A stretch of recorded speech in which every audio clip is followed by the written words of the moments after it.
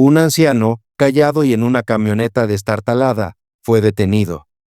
Se burlaron de sus historias de guerra y lo arrojaron a una celda.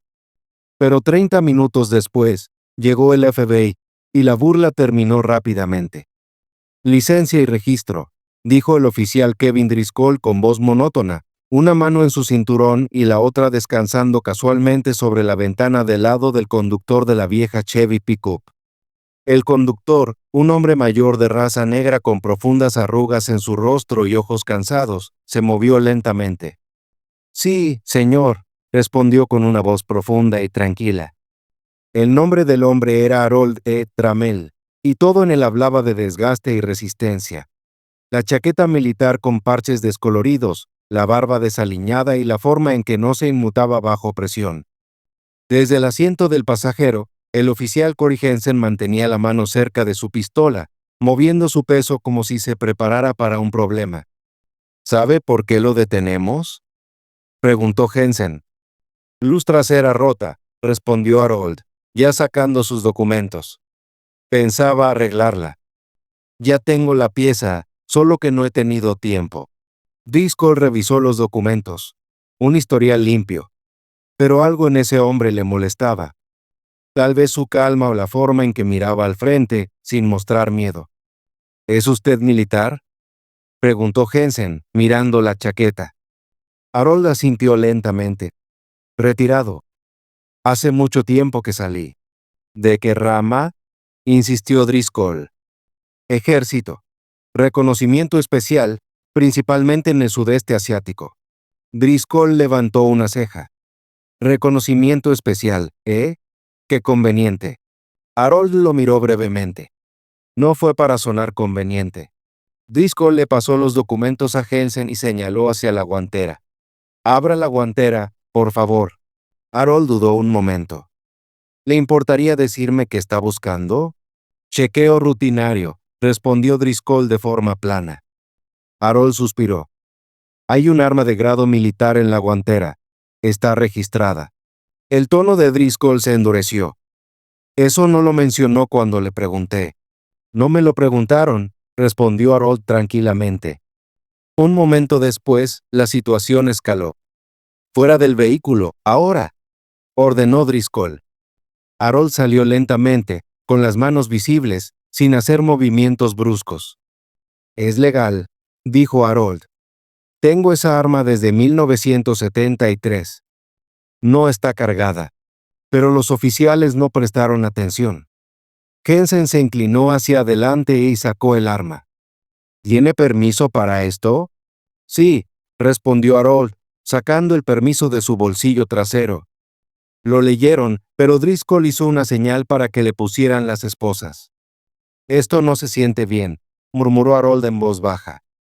Hoy, no eres tú el que toma las decisiones, espetó Driscoll.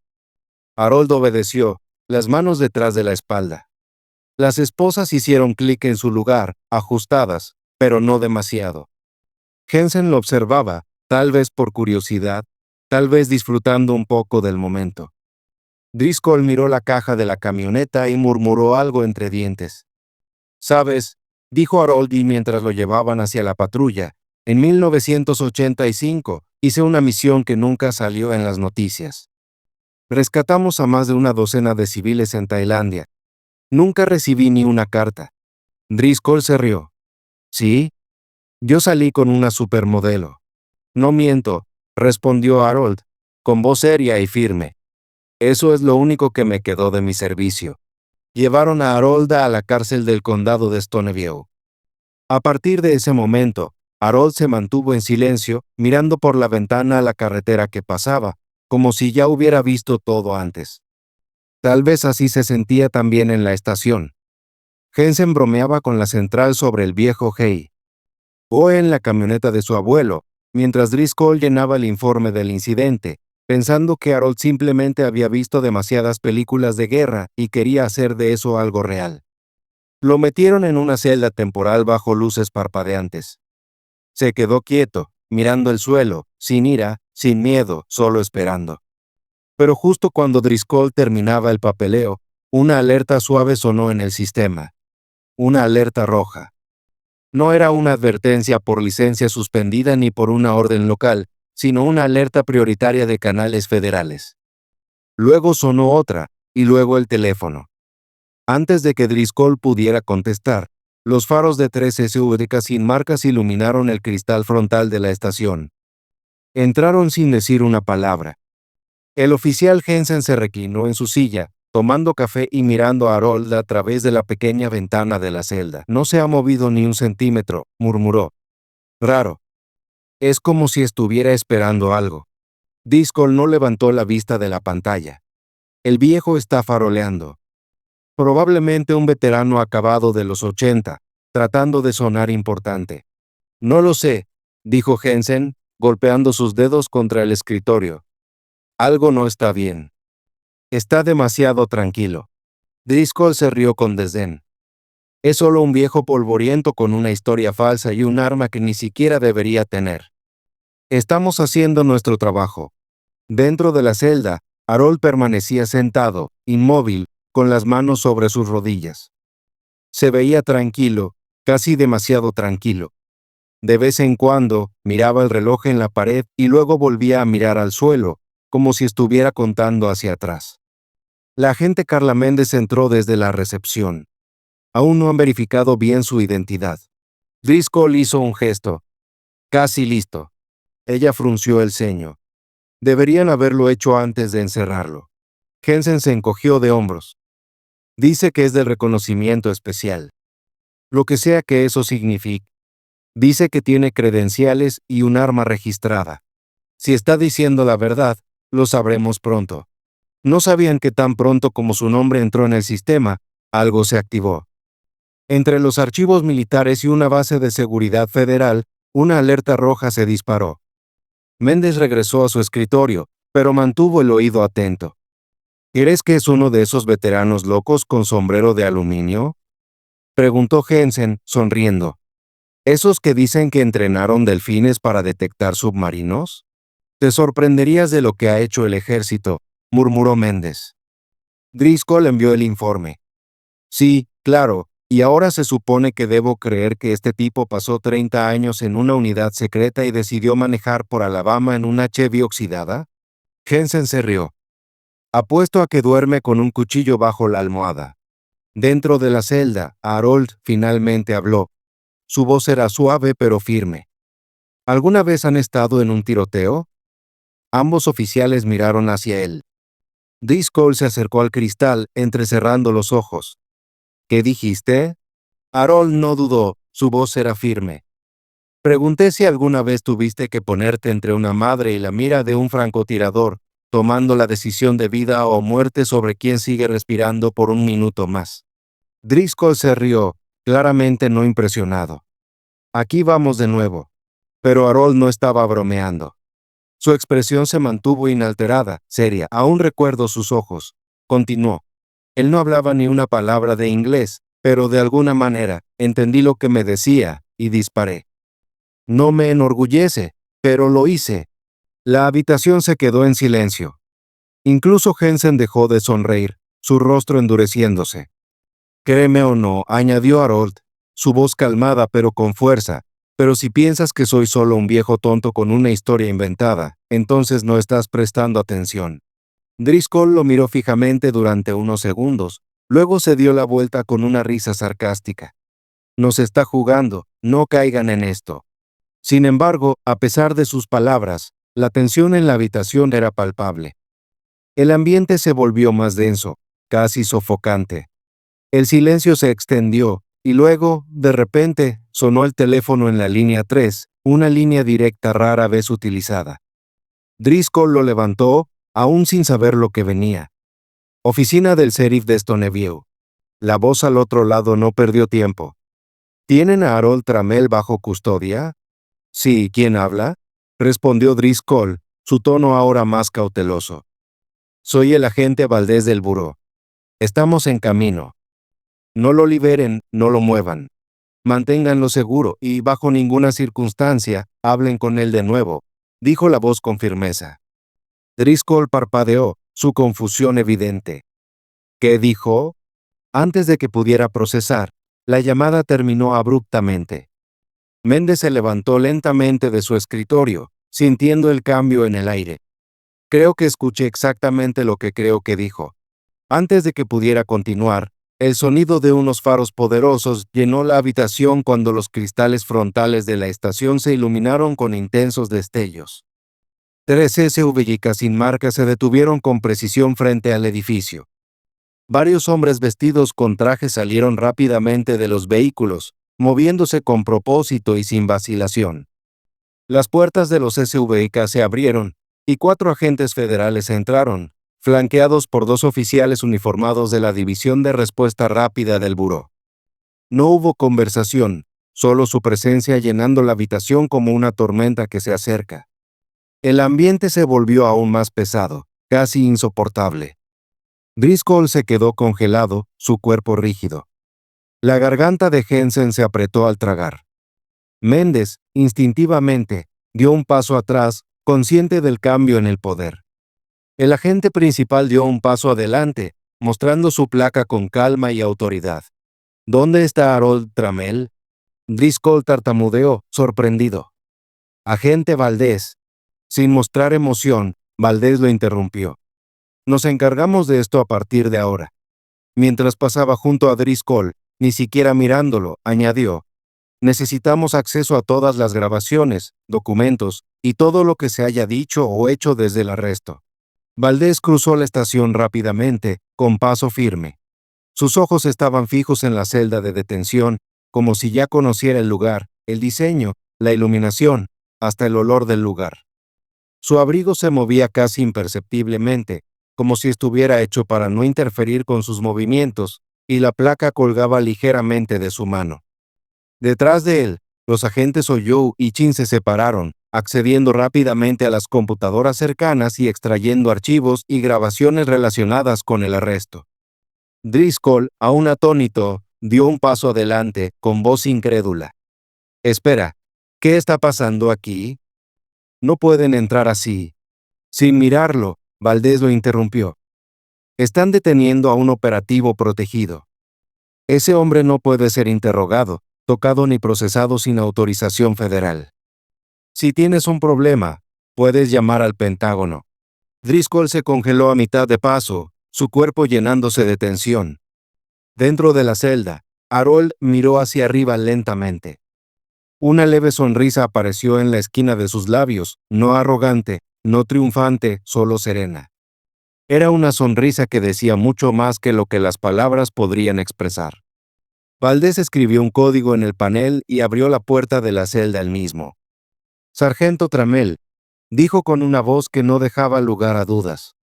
Harold se levantó, sus movimientos eran lentos y deliberados. Ya era hora, dijo con voz tranquila, pero cargada de experiencia. Valdés asintió en señal de reconocimiento. El tráfico en Birmingham fue un desastre. Harold avanzó, sus articulaciones crujían, sus rodillas dolían con cada paso, pero había un control silencioso en sus movimientos, su compostura era demasiado sólida para su edad, como si el tiempo mismo no tuviera ningún reclamo sobre él. ¿Te trataron como un sospechoso?, preguntó Valdés, su tono ahora más suave, como buscando una respuesta. He pasado por cosas peores, respondió Harold. Miró a Jensen, luego a Driscoll. Al menos no me preguntaron 3 veces en qué unidad serví, como los demás. Jensen, nervioso, intervino rápidamente. Mira, no sabíamos quién era. El arma no estaba registrada, y teníamos que seguir el protocolo.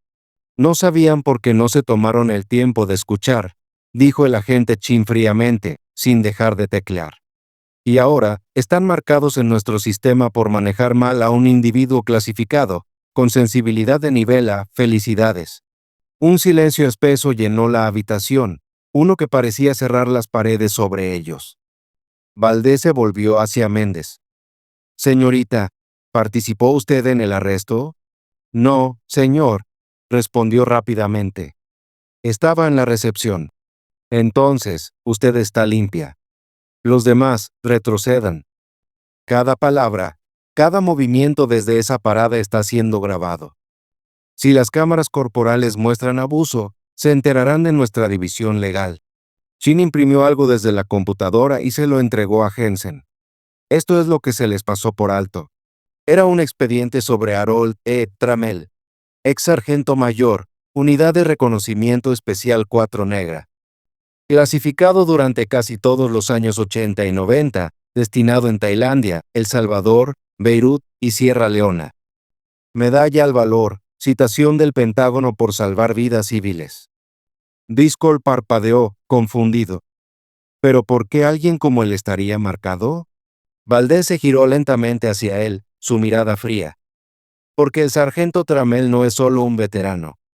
Él forma parte de un antiguo programa de protección federal para operativos cuyas acciones aún tienen implicaciones legales a nivel internacional. El arma por la que lo arrestaron está vinculada a una misión que evitó que una embajada entera fuera incendiada en 1989. ¿Tienen idea de cuántas personas querrían ponerle las manos encima? Espera, dijo Jensen, bajando la voz. ¿Quieres decir que alguien podría estar siguiéndolo? Podría ser, dijo Chin. Lo están. Driscoll dio un paso atrás, como si lo hubieran golpeado. No teníamos idea. No, respondió Valdés. Y ese es el problema. Uno de los agentes descargó rápidamente el metraje de las cámaras del tablero y las cámaras corporales a una unidad segura. Cada segundo de la parada, cada sonrisa burlona, cada insulto. Harold observó todo en silencio. No parecía enojado, solo cansado, como un hombre que había cargado demasiados secretos durante demasiado tiempo y que ya no esperaba agradecimientos. ¿Quiere presentar cargos?, preguntó Valdés, su voz aún calmada pero firme. Harold negó con la cabeza. No vale la pena. Pero me gustaría recuperar mi arma. El agente oyó le entregó el arma en una caja sellada, aún caliente del escáner. Está limpio. Harold la tomó y se giró hacia Driscoll, su voz firme pero con una ligera curiosidad. ¿Alguna vez detuviste a alguien solo porque parecía que iba a ser un problema, aunque tu instinto te dijera lo contrario? Driscoll no respondió. Tal vez la próxima vez, dijo Harold tranquilamente. Preguntas antes de asumir. Antes de irse, Méndez se acercó con algo en la mano, las placas militares de Harold, que se habían caído debajo del escritorio. Harold las tomó con cuidado en su palma, pasando los dedos sobre los bordes gastados. El metal estaba descolorido, los números casi ilegibles, pero aún significaban algo. Eran parte de él, algo que ningún arresto podía quitarle. Méndez lo miró detenidamente. ¿Realmente estuviste en el cuarto reconocimiento? Harold asintió una vez. Nos llamaban fantasmas. Íbamos donde los demás no querían. Volvíamos cuando podíamos. Driscoll se quedó atrás, en silencio, observando el intercambio desde la distancia. Con los brazos cruzados, tratando de no mostrar el peso que ahora parecía aplastarlo, Jensen bajó la mirada al suelo. Cada burla que había lanzado previamente resonaba en su mente como un error que lamentaba haber cometido, y ahora no podía evitar desear poder deshacer todo lo que había hecho. Valdés hizo una señal a los otros agentes para que los dejaran solos por un momento.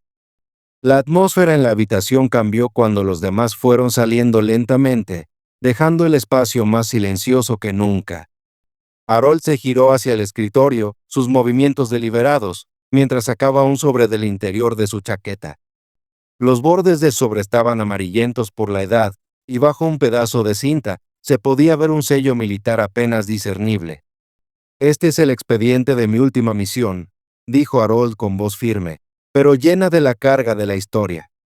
Lo desclasificaron el año pasado. Me lo enviaron como si fuera un recibo de biblioteca.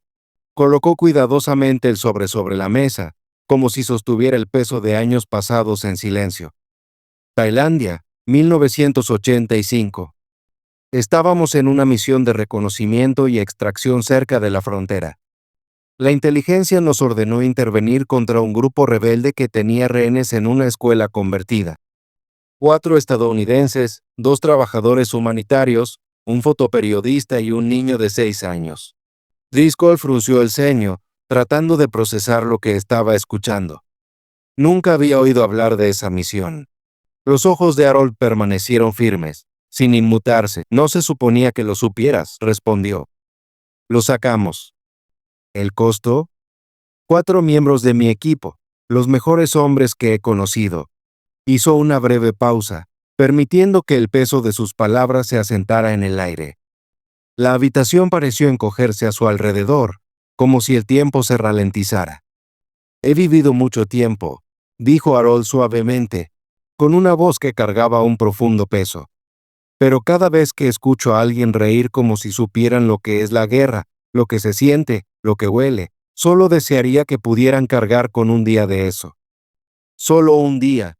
Valdés se apoyó casualmente contra la pared, con los brazos cruzados sobre el pecho, su mirada nunca apartándose de Harold. La mayoría de las misiones en las que Harold estuvo involucrado ni siquiera existen en los papeles, dijo, su voz llenando el aire con una calma inquietante. Por eso hemos estado siguiéndolo. No es una amenaza, es un archivo vivo de todo lo que este país prefiere olvidar. Méndez, que había estado escuchando atentamente, murmuró en voz baja. Pero, ¿por qué lo marcaron tan rápido? Chin, que había estado revisando archivos, regresó al grupo con un documento en la mano. Hace 3 semanas, el nombre de Tramel apareció en una lista filtrada de antiguos archivos de la CIA. Alguien está siguiendo esos nombres. Algunos de ellos ya han desaparecido. Harold soltó una risa seca y sin humor. Ahora entienden por qué no me gustó que me sacaran de mi camioneta como si estuviera robando una gasolinera. Jensen, aún incómodo, se rascó la nuca. Mira, yo no sabía quién era. Harold lo miró directamente a los ojos, sin apartar la vista. No, no sabías, respondió con una intensidad tranquila. Pero deberías haberme tratado como a un ser humano, no como a un problema. La tensión en la habitación ya no era solo entre Harold y Jensen. Se extendió por toda la sala, palpable, llenando cada rincón. Cada silencio pesaba más que antes, y cada mirada parecía cargada de juicio y pensamientos no expresados. Valdés dio un paso al frente, su voz cortando la tensión. Hemos intentado mantener a personas como Harold fuera del ojo público antes de que los equivocados los encuentren. Pero cada vez que alguien es marcado, se convierte en un riesgo, y esta noche, ustedes ayudaron a aumentar ese riesgo. Driscoll miró a Harold, esta vez con una expresión diferente. Ya no lo veía como solo un sospechoso, ni siquiera solo como un veterano, sino como alguien a quien había juzgado por completo de manera equivocada. Sintió una punzada de realizaciones sobre lo erróneo que había sido. Escribiré el informe, dijo Driscoll, con la voz más baja ahora. Todo. Cada detalle.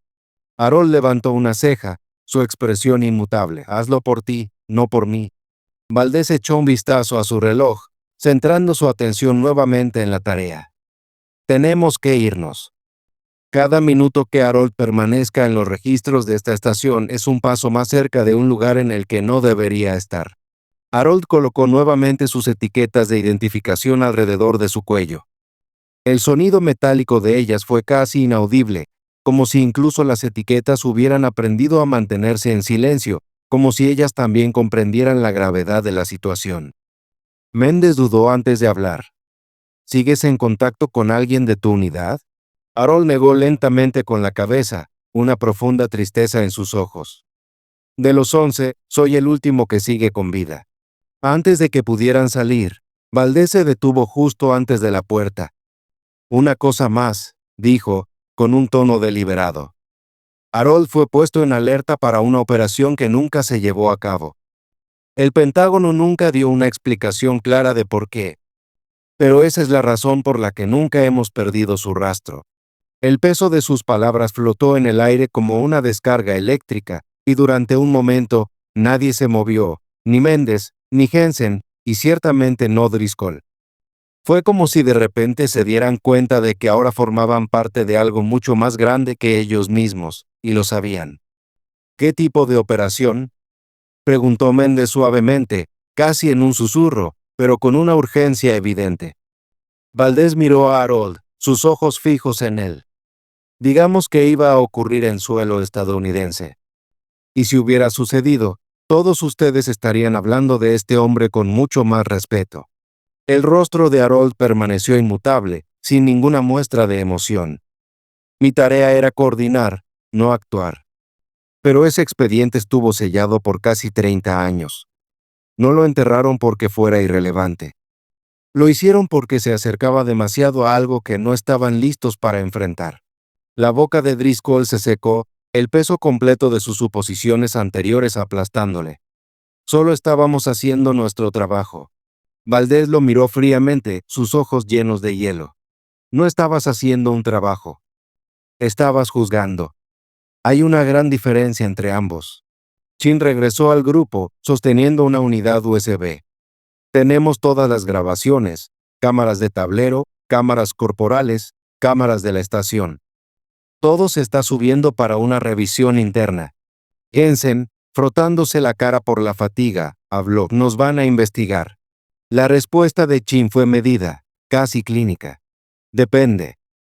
Depende de cuán honesto sea tu informe, y de cuánto recuerdes desde el momento en que detuviste su vehículo. Driscoll permaneció calmado, con la voz firme mientras hablaba. No lo tocamos. No hubo fuerza excesiva. La violencia no es la única medida, respondió Valdez de forma tajante. Hay tono, intención e ignorancia. Algunos errores cuestan vidas, otros cuestan carreras. Harold dio un paso al frente, su voz aún firme, pero ahora cortando la tensión con precisión. ¿De verdad creen que me importa demandarlos? He tenido francotiradores apuntándome desde los árboles. ¿Creen que esta sala me intimida? Jensen levantó la mirada, la vergüenza reemplazando la arrogancia que antes lo caracterizaba. Me importa otra cosa, continuó Harold, su voz inquebrantable. Respeto, no el que exigen, sino el que se da sin que nadie tenga que pedirlo. La mirada de Driscoll cayó sobre la caja sellada en el escritorio, el arma por la que Harold había sido arrestado. ¿Por qué la sigues cargando? Harold suspiró suavemente, el peso de los años claro en su voz. Porque todavía hay personas buscando a aquellos que alguna vez los detuvieron. No soy famoso, pero me recuerdan.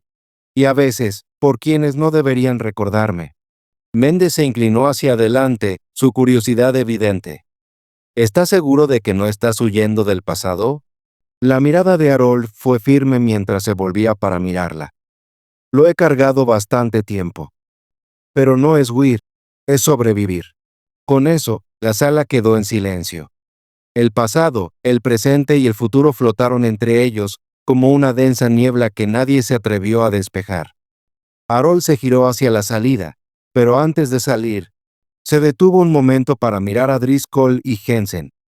No vine aquí para hacerlos sentir más pequeños, dijo con un tono calmado y medido. Solo espero que la próxima vez, tomen 2 segundos más antes de decidir quién está frente a ustedes. Ningún oficial respondió. Ni Driscoll ni Jensen pudieron encontrar palabras para decir. Ya no había nada más que discutir. Mientras Harold pasaba junto a ellos, Chin se acercó a Valdez, entregándole un expediente. Vamos a marcar a Jensen y Driscoll para revisión interna. El mando decidirá si remite el caso al Departamento de Estado. La voz de Driscoll tembló ligeramente al hablar. ¿Van a proponer sanciones? Chin lo miró fijamente, sin inmutarse. Arrestaron a un exagente protegido por el gobierno federal, se burlaron de sus misiones SR, ignoraron los protocolos y manipularon mal un arma vinculada a una operación ultrasecreta. ¿Qué esperaban que pasara? Jensen se desplomó en una silla cercana, con los hombros caídos en señal de derrota. La postura de un hombre que finalmente ha entendido la realidad de sus acciones. Harold, que ya estaba cerca de la puerta, se detuvo y giró ligeramente la cabeza. He pasado mi vida siendo invisible cuando más importaba, y siendo imposible de ignorar cuando nadie quería verme. Tal vez eso es lo que este país te hace si te quedas el tiempo suficiente, dijo suavemente, como si hablara consigo mismo. Valdez asintió brevemente, su expresión inexpresiva. Llévenselo. Antes de que pudieran llegar al pasillo, una furgoneta de un canal de noticias local se detuvo en el estacionamiento, las llantas chirriando ligeramente al frenar. Alguien había hecho una llamada, y lo que iba a suceder a continuación probablemente sería difícil de contener. El sonido de una cámara girando hacia las ventanas frontales fue suficiente para que todas las miradas se dirigieran hacia la puerta. El equipo de noticias del Canal 8 había llegado. un camarógrafo y una reportera, ambos caminando rápidamente hacia el edificio. Alguien estaba buscando atención, tal vez esperando una recompensa o un titular. Valdés murmuró entre dientes, «Maldita sea», y dio un paso al frente, poniéndose en posición para interceptarlos. Harold no detuvo su paso. Caminaba despacio, deliberadamente, pero con una dignidad tranquila que no necesitaba de una audiencia. Sus botas golpeaban el piso con un ritmo firme, como si estuviera patrullando nuevamente. Cada paso medido, cada mirada intencional. Fuera, la reportera ya tenía el micrófono encendido. «Señor, ¿es cierto que fue arrestado injustamente esta noche?» Valdés, sin perder la calma, se giró para enfrentarse a ella con una expresión firme y serena. «Esto es un asunto federal, sin comentarios». Harold se detuvo justo antes de la puerta, su mano descansando suavemente sobre la barra de empuje. Giró ligeramente la cabeza, lo justo para hablar sin mirar directamente a las cámaras. «Pensaron que era alguien que no soy», dijo con voz firme. «Porque no me vestía como ellos, porque me quedaba callado, porque soy negro. Pero soy exactamente quien digo que soy. Y he estado cargando este país sobre mis hombros mucho más tiempo de lo que la gente está dispuesta a recordar». La reportera intentó hacer otra pregunta, pero Valdés intervino, guiando a Harold fuera del edificio con un brazo protector, usando su propio cuerpo para cubrir a Harold de las luces cegadoras de las cámaras. Las SUVs ya estaban esperando afuera. Sin sirenas, sin alboroto, solo ventanas polarizadas y un silencio extraño. Cuando Harold subió al vehículo, cruzó la mirada con Méndez a través de la ventana de la estación. Ella no saludó, no sonrió, pero la forma en que lo miraba le dijo que ahora entendía algo que antes no comprendía. Dentro de la estación, Jensen estaba encorvado sobre su escritorio, golpeando un bolígrafo rítmicamente contra su rodilla. No dijo una palabra, su mente probablemente perdida en los pensamientos de lo que acababa de suceder. Driscoll permanecía inmóvil, mirando la repetición de las grabaciones, el video de la cámara corporal que no había dudado en encender, las órdenes duras que había dado, la sonrisa burlona que mostró cuando Harold mencionó su historia militar, el arma guardada como si perteneciera a un criminal. Todo estaba ahí, cada momento de desprecio casual e irreflexivo por el protocolo. Méndez apartó la mirada de la pantalla, sus ojos entrecerrados. «Vas a tener que responder por eso», dijo en voz baja, pero con firmeza. Driscoll asintió lentamente, con el rostro grave. «Lo sé». Fuera, las puertas de la SUV se cerraron con un suave golpe. Valdés no dijo mucho durante el trayecto, su enfoque en la carretera frente a él. Harold se recostó en el asiento, apoyando la cabeza en el reposacabezas. No cerró los ojos, pero su cuerpo se relajó ligeramente. No estaba tranquilo, nunca lo estaba, pero había una paz en el ahora, una aceptación. «¿Estás bien?», preguntó Valdés después de una larga pausa. Harold no respondió de inmediato. Permaneció en silencio, luego habló con voz baja. «Me trataron como si no existiera». Valdés mantuvo la mirada fija en la carretera. «No eres el primero. No serás el último». «Sí», dijo Harold suavemente, casi para sí mismo. «Pero estoy cansado de ser la lección de la que aprenden los demás. Y todavía estamos cargando los moretones». La SUV giró bruscamente hacia un camino lateral, dirigiéndose hacia un lugar más seguro, alejado de la estación, alejado del centro de atención. Antes de llegar a la reja, Harold habló nuevamente, su voz suave pero decidida. «¿Sabes en qué pienso más?», Harold preguntó, rompiendo el silencio. «¿En qué?», respondió Valdés curioso. Harold miró por la ventana, su expresión inexpresiva. «Ese niño en Tailandia. El de 6 años. Lo cargué en un costal de arroz para que no lo vieran». Los ojos de Valdés brillaron brevemente hacia él, luego regresaron a la carretera. «Lo salvaste». Harold asintió levemente, su voz aún cargada con ese peso profundo. «Tal vez. O tal vez solo retrasé lo que ya estaba destinado a pasar». El vehículo continuó su trayecto, el sonido del motor y el suave zumbido de la carretera llenando el espacio entre ellos. Ninguna palabra más fue dicha por un rato. Harold giró hacia la puerta, Pero antes de salir, se detuvo y se volvió para mirar a Driscoll y Jensen. No vine aquí con la intención de hacerlos sentir menos, dijo con un tono calmado pero deliberado. Solo espero que la próxima vez tomen 2 segundos más para pensar realmente quién tienen frente a ustedes. Ningún oficial respondió. Ni Driscoll ni Jensen pudieron encontrar palabras que decir. El momento para discutir ya había pasado, y no quedaba nada más por discutir. Mientras Harold pasaba junto a ellos, Chin se acercó a Valdés y le entregó un expediente. Vamos a poner a Jensen y Driscoll bajo revisión interna. El mando decidirá si se remite el caso al Departamento de Estado. La voz de Driscoll tembló levemente, traicionando la incertidumbre en su pecho. ¿Van a proponer sanciones? Chin lo miró fijamente, sin inmutarse. Arrestaron a un exagente protegido por el gobierno federal. Se burlaron de sus misiones, César, ignoraron los protocolos establecidos y manipularon mal un arma vinculada a una operación ultrasecreta. ¿Qué pensaban que iba a pasar? Jensen se desplomó en una silla cercana, con los hombros caídos en señal de derrota. Su postura ahora era la de alguien que finalmente ha comprendido la realidad de lo que acaba de suceder. Harold, ahora cerca de la puerta, se detuvo y giró la cabeza lo suficiente para hablar nuevamente. He pasado toda mi vida siendo invisible cuando más importaba, y siendo imposible de ignorar cuando nadie quería verme. Tal vez eso es lo que este país te hace si te quedas el tiempo suficiente, dijo suavemente, como si estuviera contemplando sus propios pensamientos, sin esperar respuesta.